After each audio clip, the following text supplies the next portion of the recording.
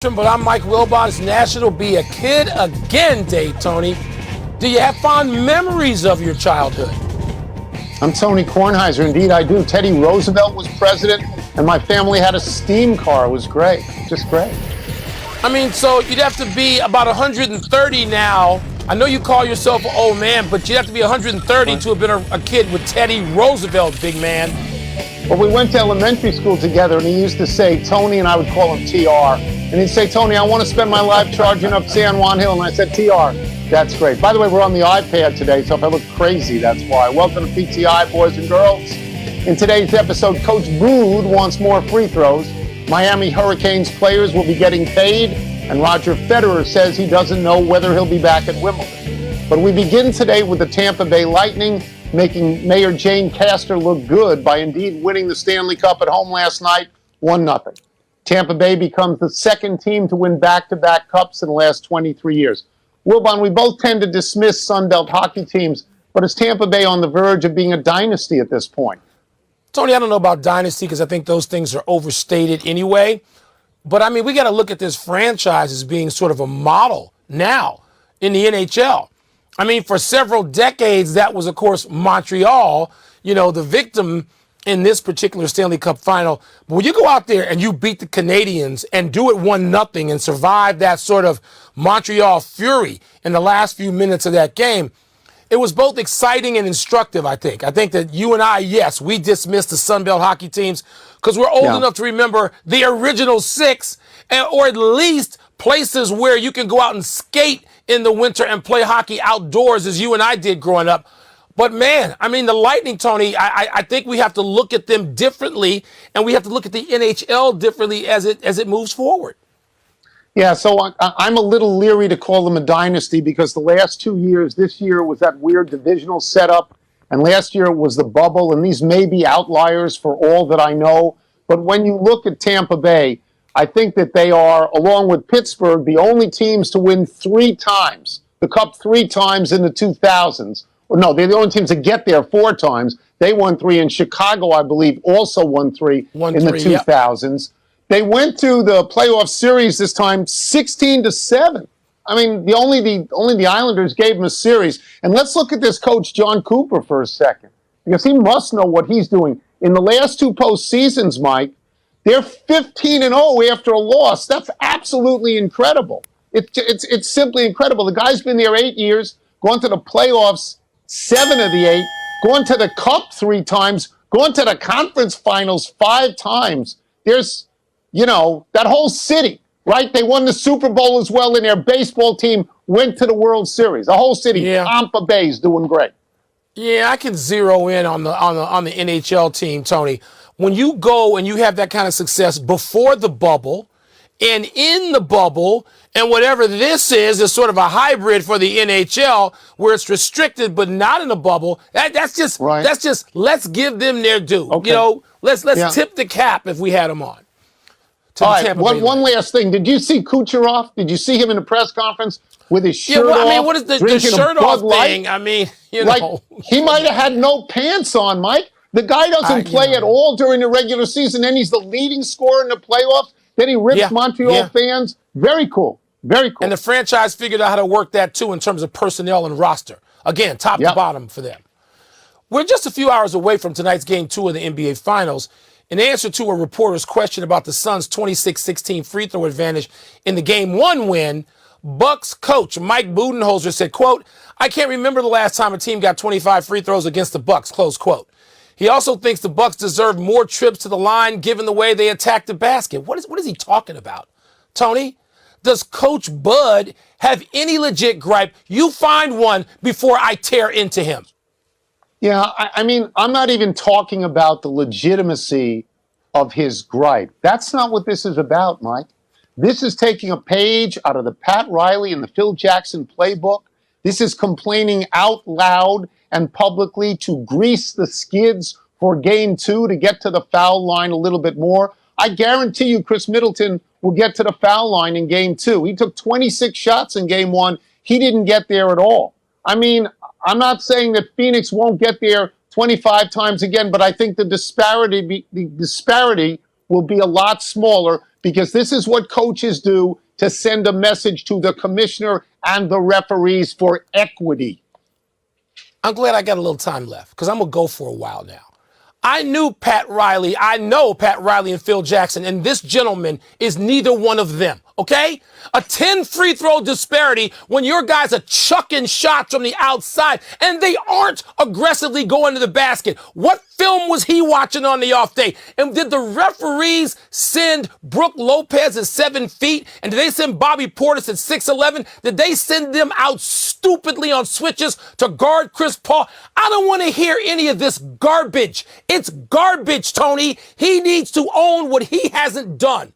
That defense, that switching defense, whoever decided to go to it and employ it against Chris Paul, that's about the dumbest thing you can do. And in the finals, no less, if you haven't seen Chris Paul, as if he came out of the heavens and it was game one in his career. 26-16 is not some great free throw disparity, Tony. The Milwaukee Bucks will just some games jack up threes. They don't go to the basket at all, even though they have a dominant force in Giannis Antetokounmpo who can just kill you inside. He'll just be floating around. I know he only shot 2 in this game, but don't tell me that the Bucks got hacked. They didn't. They weren't even close enough to the basket to see a free throw. This is garbage. They may win tonight. They may make all the adjustments tonight. Coach Bud may be a hero tonight. But in the last game, that was dunce cap material. So I'm going to give you one thing that you can chew on, that quote, which I like so much. I can't remember the last time a team got 25 free throws against the Bucks. So Coach Boo doesn't have much of a memory because it was during these playoffs. It was in May, and Miami got 25. By the way, neither of those teams lives at the foul line. They shoot and make fewer fouls than any teams in the playoffs. We move on. Dan Lambert owns a bunch of gyms in South Florida, and he is a big Miami Hurricanes football fan. Lambert says he's going to give all 90 Miami players $500 a month to drive business to his gyms through social media. Now, we have done the math here. That's $540,000 a year, and it's legal now. Lambert says, and I quote, "I want to help the kids. I want to reward them for what they do, and I want a better product on the field," unquote. Wilbon, what does this sponsorship offer indicate to you what may be coming in college football? A lot of stuff's coming, and it's not $540,000 per kid. It's about $6,000 a kid. It's total. Okay?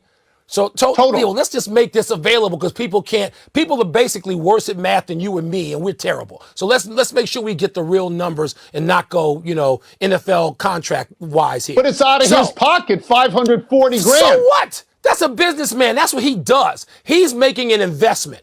But Tony, right. And if you're a kid in that program, you're thinking, okay, it's pretty good for me. It's going to give me a little something, some gas money and some food and some, go out when I want to money. But Tony, first of all, we don't know what this means for the other Division I football programs and other programs. This rule that was just passed, name, image, and likeness, is not just about football.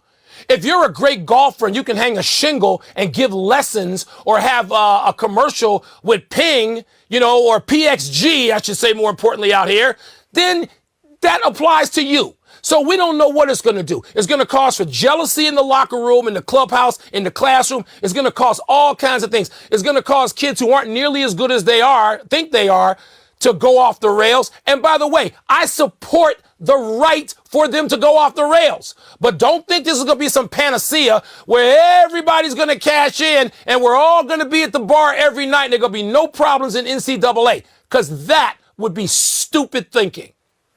So I think we are probably along the same wavelength here, in that I think that this has now become the Wild West, where there are no rules and there are no regulations, and it's straight cash, homie, and you wonder what's going to go on.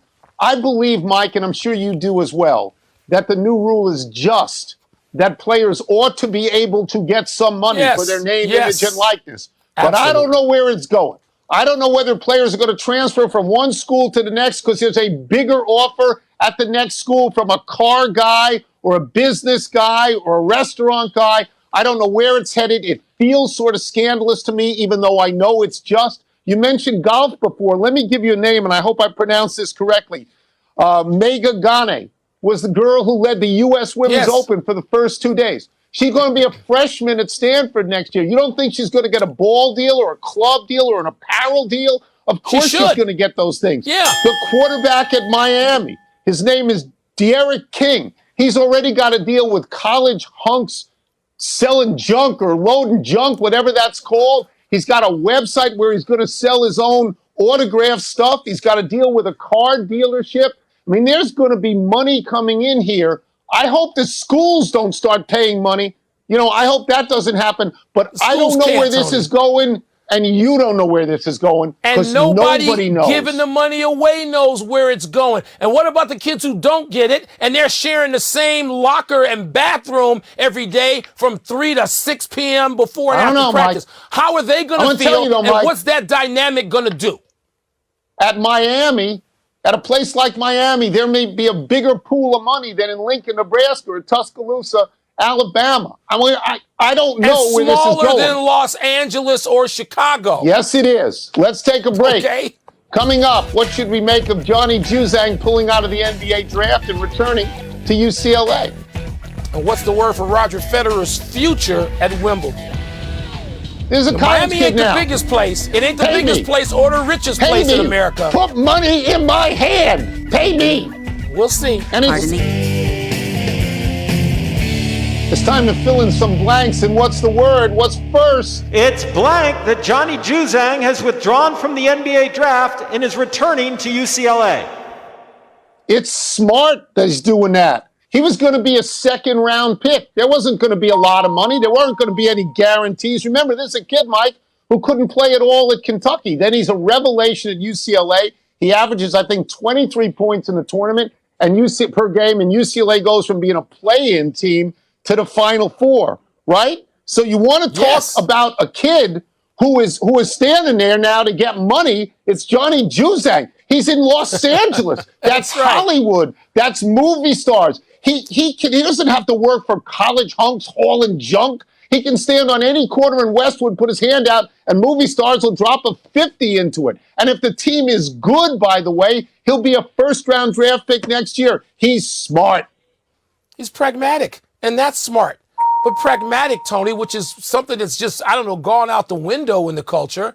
I mean, he's looking at this, or someone's helping him look at it, or both, and saying, you know what, kid, you're a late bloomer. I know nobody under 50 seems to understand what a late bloomer is, but it's a kid who's not a phenom at 16 or 15 or 17. You have learned how to play. You have made yourself better. Let's try that verse again, and you may wind up being a lottery pick, and you won't have to worry about name, image, and likeness because you can sign an actual contract in the NBA. Pragmatic. Agreed. What's next? It's blank that Roger Federer says he doesn't know whether he'll return to Wimbledon. It's father time. It's father time calling.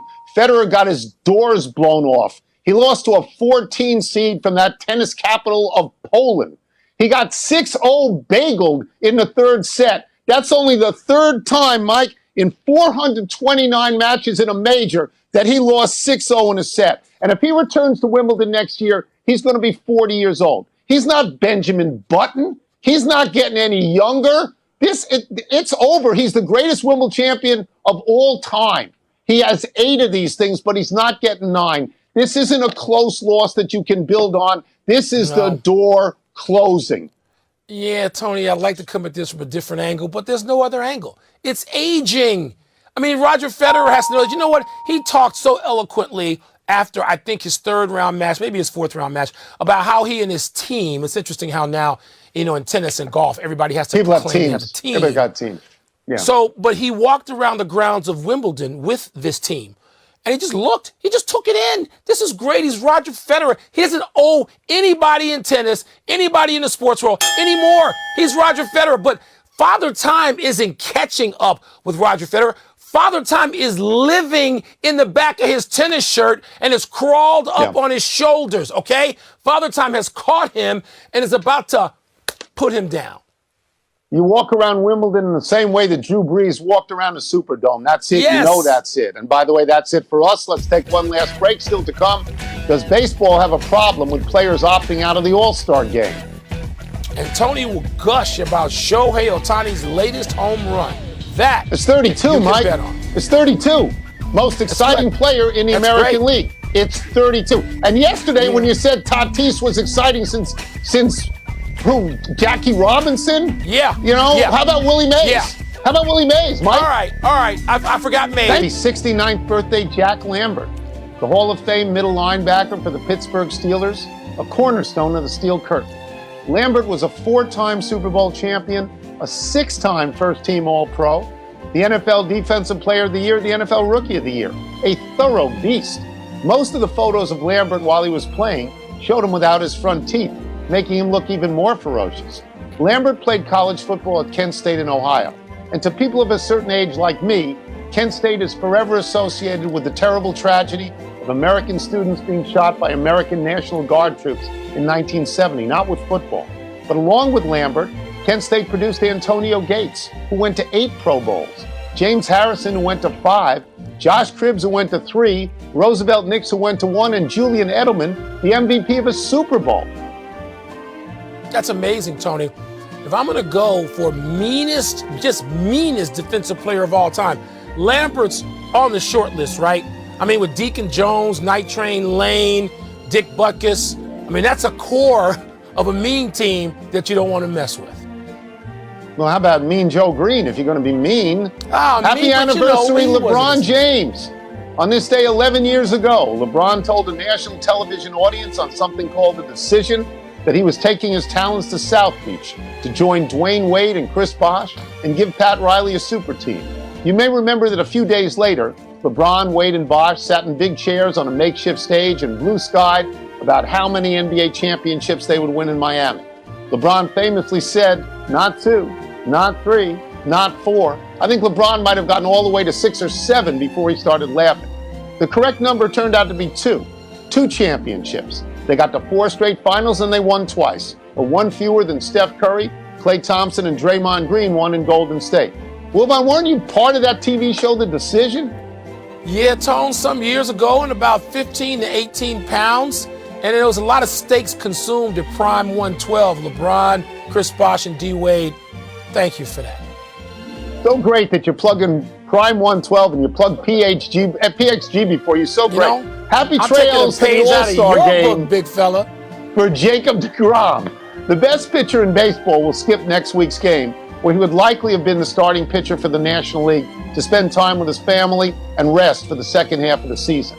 Yesterday, deGrom went 7 innings against the Brewers, allowed 2 solo homers, and struck out 10 to become the second fastest pitcher ever to reach 1,500 career strikeouts. deGrom has a 1.08 ERA, the second lowest ERA at the All-Star break to Bob Gibson's 1.06 in 1968. Jose Altuve and Carlos Correa also said they will skip the All-Star game. In deGrom's case, you can point to a variety of small injuries this season. In the case of the Houston Astros, it feels a little like payback for the way baseball and fans have treated him. Tony, this seems like NFL players in the Pro Bowl. I mean, the biggest stars, they just wave at the Pro Bowl. It's not even in Hawaii anymore. You don't know if they want to participate. And this is getting a little whiff of that to me with this treatment of the All-Star game. One omission. Baseball has extended Trevor Bauer's leave another 7 days while the league and Pasadena authorities investigate the sexual assault allegations against him.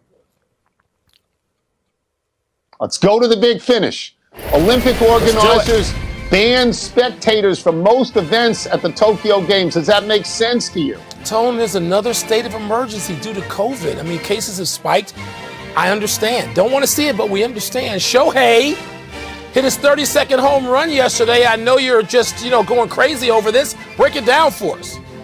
He's the most exciting player in baseball. He's the biggest attraction and all of that. Let me get 32 home runs. Let me go back on what's going on in the Olympics for a second. Now it's just a television show, Mike.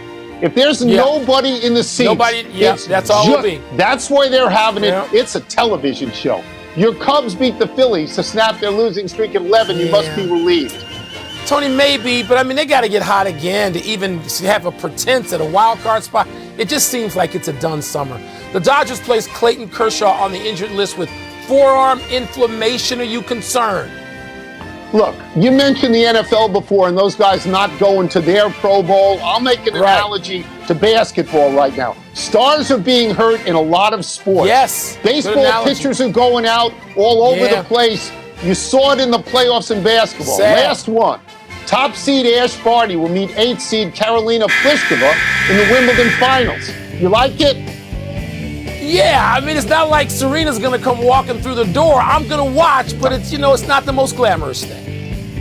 Out of time. Try and do better the next time. And I'm Tony Kornheiser on an iPad. I'm Mike Wilbon. Same time tomorrow, Knuckleheads. You can get the podcast on the app or Apple Podcast. Here's SportsCenter. SportsCenter, I'm going to be driving 80 to get there.